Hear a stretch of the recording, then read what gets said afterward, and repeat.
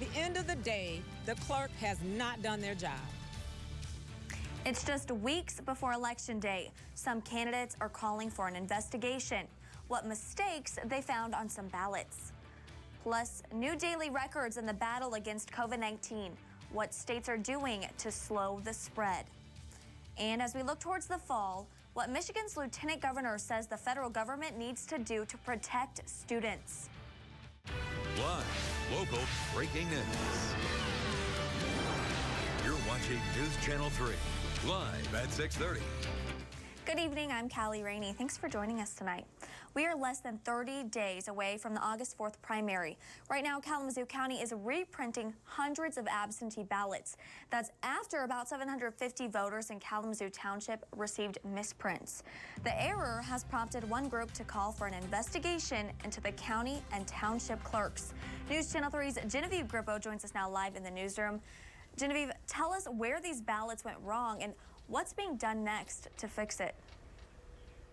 Callie, this error impacts Precinct 7 in Kalamazoo Township, which includes part of the Westwood neighborhood. That precinct has recently changed to be a part of District 5. But instead of having District 5 County Commission candidates on the ballot, about 750 people received ballots with District 4 candidates. Kalamazoo Township Clerk Mark Miller says he noticed errors on the ballot drafts and sent them back to the county to be fixed. He says when printed ballots arrived, he did not check them, assuming that error had been fixed. Kalamazoo County Clerk Tim Snow acknowledges the mistake and says new ballots are being printed. He says he's aiming to get those sent out to affected voters by Friday with letters explaining what happened. This explanation is too little too late for the Michigan Democratic Black Caucus here in Kalamazoo. The group's chairperson says she wants to see an investigation into the entire election. We need every law person that can come to Kalamazoo to oversee this election, to do a full and complete audit, to give us a strategy and a plan of how we redo this election. And in many cases, I can see lawsuits being filed against our clerks for not administering this election properly. If you go to the county website to look at precinct or district maps, you'll see those are also outdated. Snow says voters can check which districts they actually belong to by going to michigan.gov/vote. He says incorrect ballots that have already been sent back will not be counted. Reporting live in the newsroom, Genevieve Grippo, News Channel 3. Thanks, Genevieve. Well, more than 69,000 people have tested positive for COVID-19 in Michigan. Take a look at the latest state data released just hours ago. There were 390 new confirmed cases over the last 24 hours. The state is also reporting one new COVID-19 related death. So far, more than 6,000 people have died in Michigan. Nearly 54,000 have recovered. All right, let's break that down here in West Michigan. Kent County saw the highest number of new cases in the area with 61. So far, there's more than 5,300 cases there. Ottawa County is reporting 20 new cases.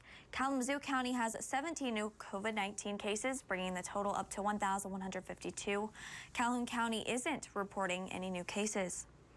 Michigan's Lieutenant Governor is taking aim at the Trump administration's response to schools during the pandemic. Today, Lieutenant Governor Garland Gilchrist said the federal government and the Department of Education need to do more to make sure kids are safe when they return to school in the fall. The truth is the Department of Education at the federal level has been an abysmal failure in terms of making those resources available, instead putting out this blanket mandate for schools to start. You know, certainly we have allocated resources, about $256 million here at the state level, but we're going to need a lot more because our education professionals deserve to be safe when they go into schools to educate our children. Gilchrist also says the federal government should help states work to make sure students have access to the internet to continue remote learning. If we can get a critical mass of people wearing face coverings, practicing at least 6 feet of social distancing, doing the things that we know are effective. And it's important for the American people to understand when we're talking about the fall, we have the ability to turn this around. The U.S. Surgeon General is urging you to wear a mask. This comes as states continue to see a surge in COVID-19 cases. Today, Florida recorded its highest number of new cases since the pandemic began. Tom Hansen reports from New York.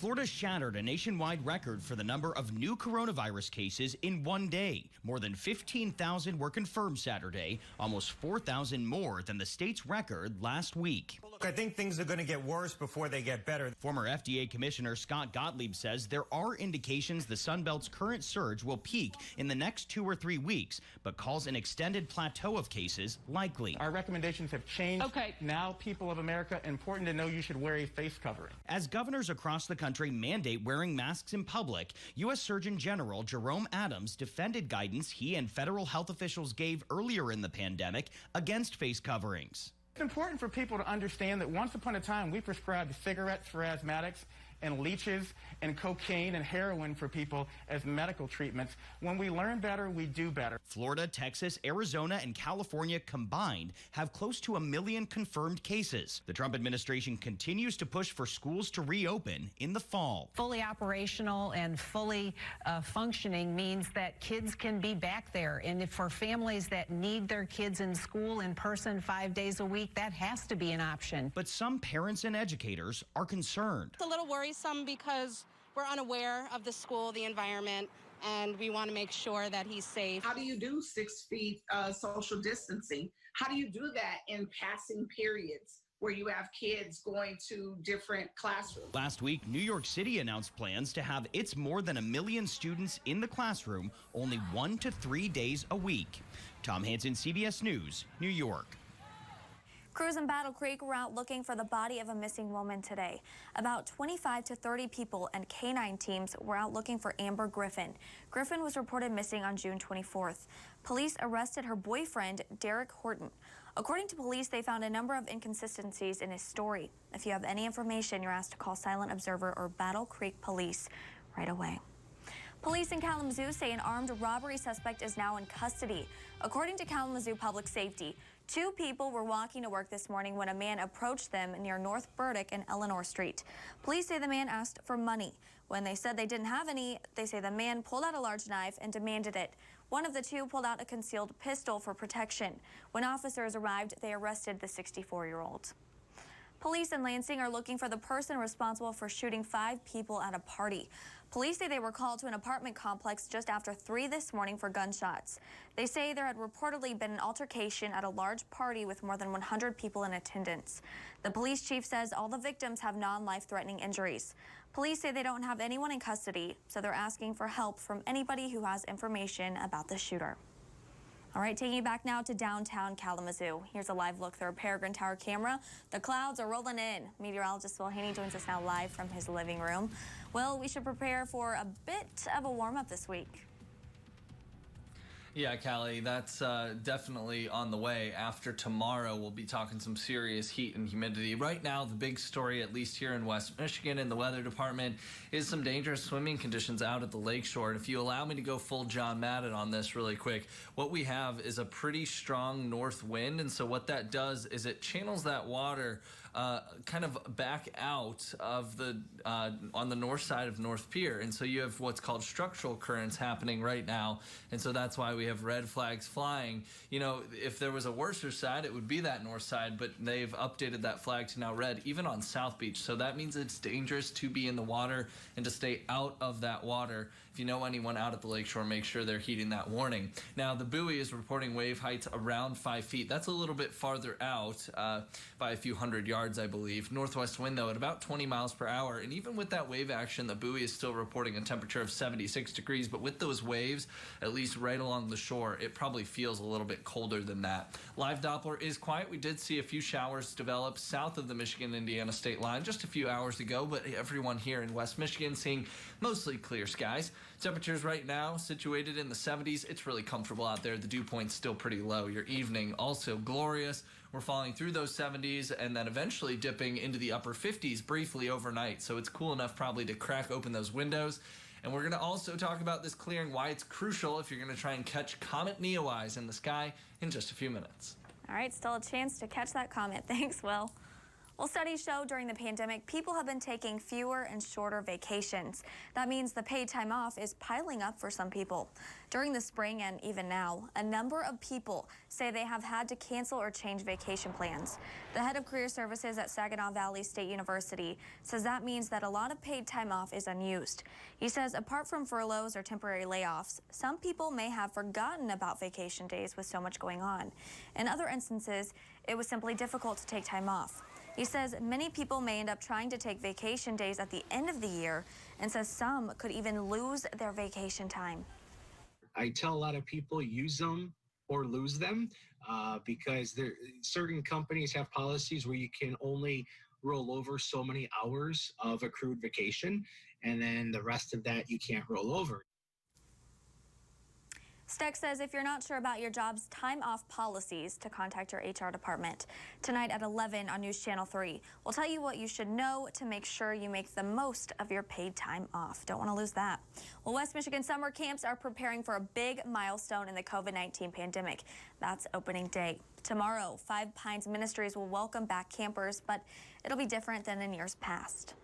Any camp, any youth camp that you might participate in takes many weeks and months of preparation. So this year, part of that preparation include combing hundreds of pages of recommendations and guidelines from several different organizations, and trying to create policies that our seasonal staff will understand. Nate Parsons is the executive director for Five Pines Ministries. He says this year camp will include temperature checks, face masks, and social distancing guidelines. Parsons says Laura released guidelines for camps to follow to keep kids safe. That includes during camp registration, parents will also be required to remain in their vehicles, and any camper or staff member that feels sick or starts to show symptoms could be sent home. Parsons says his team is excited to kick off summer at the camp, but he says with that excitement comes hesitation. It was very important to us to respect our this year of 2020 with COVID-19 happening. So we're going to respect COVID-19 without fearing it. Parsons says he feels lucky his camp is able to reopen at all. He says the industry has taken a financial hit from the pandemic, with some camps not even able to reopen at all. Well, a woman is sharing her story of survival after a battle with COVID-19. What this 107-year-old woman says she's looking forward to as she puts the disease behind her. Temperature scans, artificial and A woman is opening up about her battle with COVID-19. She survived the disease at the age of 107. As Allison Starling reports, this isn't the first time she's survived a pandemic. Mrs. Asher, it's so nice to see you. How are you feeling today? I feel just fine. Thank you. At 107, Marilee Asher is feeling just fine, despite a battle with COVID-19. Extreme fatigue. And then they took my temperature, and then they gave me the test, and it was positive. And at that point, my son, who's a doctor, said, your best chance of survival is to go to the hospital. Mrs. Asher was in the hospital 1 week. Now, 3 months later, she's finally feeling like herself again, except for the oxygen she now needs. It was after I was home that the virus did its damage, which is this oxygen that attacked my lungs. We first met Mrs. Asher 1 year ago. We profiled her as a working artist, still showcasing sculptures, paintings, and photography in shows around Washington, D.C. At 102, she wrote a book and did this reading after it came out. This pursuit of a vision or an idea is what I have always loved to do. She has now survived a pandemic not once, but twice, fighting the Spanish flu as a little girl in 1918. Now, Asher is determined to get back to her life and art. I have a show to look forward to later in the fall, so I want to get going. What is your secret? One is having a consistent, vital interest, and that was my art. And the other was that I exercise And the third, which I've recently realized is very important, is curiosity. As a survivor, what is your message to people today? Relax. Let go. If it happens, continue to try to relax. That's what I was doing, some of that, during my illness. You're just amazing, and it's so inspirational for us to be able to hear your story, and I appreciate you telling it. Thank you. Thank you so much. Some wise words there, and something we can all remember. We had a really cool weather photo sent in this morning from Chris Wagoner out at South Haven. We did have those spotty storms, mostly to the west and southwest of Kalamazoo. We did have one report of rainfall, about 0.6 of an inch in one of those storms, so decent amount of rain if you were under one of those heavier showers. Live Doppler, though, has quieted down. We're going to see high pressure build in the next 24 to 48 hours, which is going to clear us up and keep us dry, at least the next 24 hours or so. Live Doppler radar showing a mostly clear sky. There's some puffy cumulus clouds out there in spots. That's going to be crucial tonight if you're trying to catch a glimpse of the comet. More on that here in just a second. So in the next several hours, we're going to be cooling off comfortably in the upper 60s by around 10 p.m. Skies hopefully will be mostly clear because we need them really to be that way if we're going to try and even think about seeing that comet tonight. And by around 7 a.m. tomorrow morning, temperatures in the 50s briefly, I think. So it's cool enough to crack open those windows tonight. By around noon tomorrow, we'll be in the middle 70s and a really gorgeous day on the way tomorrow as well. Few passing clouds during the afternoon, but overall sunshine dominates and we'll see a high right around 80 degrees. Really, really another great day to get out and enjoy. So we told you about this comet yesterday, Comet Neowise. Now, if you're trying to catch a glimpse of this, the best timing, I think, is between about 10:30 and 10:45. The thing with this is that tonight it's visible, but it's going to be very, very low on the horizon. You really want it to be a little bit higher for the more novice, sky watchers to be able to see this. That being said, you can certainly keep an eye on that northwestern horizon, especially if you live out in a more rural area and you have a wide open view without much trees. That's going to be your best bet. This is why, again, that's so important. It's because in the coming days, basically, this is a snapshot of, say, 10:40, which is about 80 minutes after sunset. That's going to be the best timing in terms of visibility, I think, to see this. But basically what it does is it's just slowly crawling its way a little bit higher in the horizon. Now, those degrees that you see there, if you're curious, 10 degrees, just a quick and dirty way to kind of figure that out. If you hold out your fist at arm's length, your fist, if you hold it up in the sky, is about 10 degrees. So that gives you an idea. This is going to kind of crawl very slowly from about 5 degrees, again, very low on the horizon today, to about 15 by July 17th, so later this week. And I think, hopefully, by that point, we'll have a little bit better of a chance of seeing it. But that being said, we're going to have more clouds to contend with later in the week. Also, what we're going to have to contend with later in the week is a little bit more humidity Tuesday and Wednesday. Not that that's going to necessarily dampen our comet viewing plans, but that kind of ties into our rain chances. We also have a lot more significant heat on the way. 90s are back as we get into next weekend, and they look to stick around. An eerily similar pattern to what we just got out of, this heat and humidity just kind of crawling its way on back into the forecast, and we stay largely dry until that disturbance arrives on Wednesday into Thursday primarily. Your Maple Auto Group 7-day forecast: sunny these next couple days. The heat ramps up Tuesday, the storms Wednesday, and then we keep those spotty rain chances until later in the week. But Callie, I think something that we can all do, even if you're not necessarily an astronomy buff, is keep an eye on the skies, the northwestern horizon, in the coming nights. Absolutely. I will definitely be looking, as I'm sure you will too. All right, thanks, Will. Yes. Well, a popular West Michigan museum is making changes as it reopens to the public. What you can expect the next time you visit the Air Zoo. Our Severe Weather Alert Network. After nearly 4 months, a popular West Michigan attraction is getting ready to open its doors tomorrow. The Kalamazoo Air Zoo is clearing the general public for landing tomorrow. Staff spent 2 weeks testing new safety measures with a soft opening. You'll notice changes as soon as you walk in the door. A thermal imaging camera screens visitors' temperatures. Curtains block some of the hands-on exhibits. The Air Zoo is also opening a new exhibit, though: Alien Worlds and Androids. It's all about exploring space with robots while giving visitors an up-close look at some famous robots. Even though it can't be hands-on, that kind of experiential learning is something that the kids have been missing, and I know that they're longing for. So we're excited for those families to get back here and get back to learning and being inspired at the Air Zoo. Sounds like something Will might like. Well, the Air Zoo president and CEO says they may end up losing nearly $1 million in revenue this year. He says the museum still has big plans on the horizon. That's good to hear.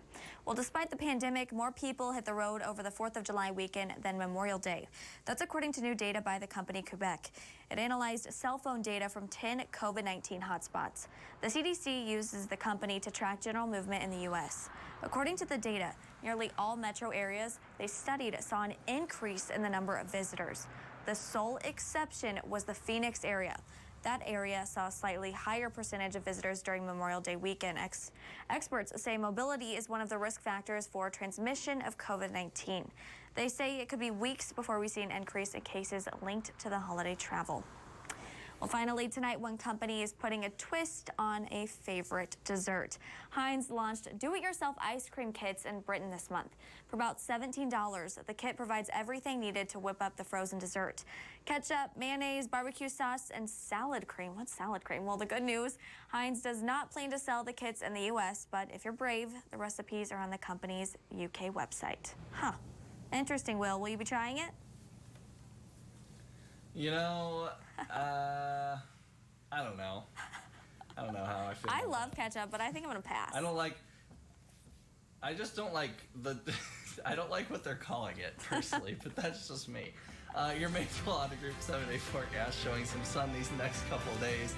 60% chance of thunderstorms on Wednesday, and then the heat is on. Callie, I know you're a fan. I am. The 90s are back. All right, we'll see you back here at 11.